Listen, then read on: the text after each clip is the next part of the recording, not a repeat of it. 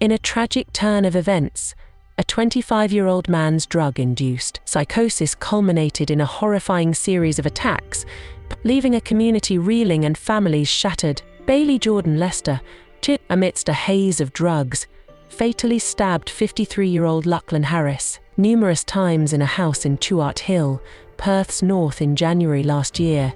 This brutal assault followed an earlier attack on another resident of the house, halted only momentarily by the intervention of two courageous women who sought medical aid for the injured man. Yet it was during this brief absence that Lester mercilessly ended Mr. Harris's life. Not only this, what happened next will shock you. After murdered Mr.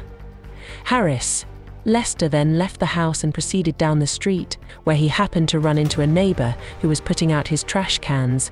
"Help, I've been raped," Lester said to the 60-year-old man. He called for help and gave Lester some water. While the man was on the phone, Lester grabbed two knives and started stabbing him in the chest, neck, and abdomen. This is how, despite offering assistance and summoning emergency services, the neighbor faced a barrage of knife wounds, narrowly escaping with his life thanks to the timely arrival of his son. Now, in the solemn halls of the Supreme Court, Justice Bruno Fiannaker delivered a verdict that echoed the gravity of Lester's actions. He condemned Lester's reckless drug use, highlighting the senseless endangerment of innocent lives. Lester's plea of guilt could not obscure the callousness of his deeds, nor mitigate the anguish inflicted upon Mr. Harris's grieving family. Among the poignant testimonies stood the voice of Mr. Harris's niece, Samara Burgess, painting a poignant picture of loss and devastation.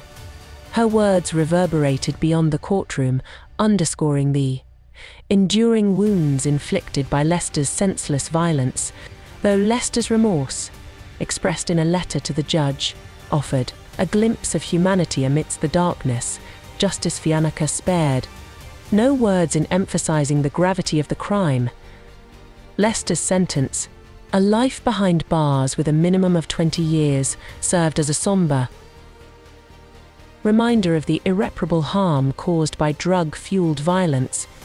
As the community grapples with the aftermath of this tragedy, the memory of Lachlan Harris remains a beacon of resilience, his legacy tarnished but not forgotten.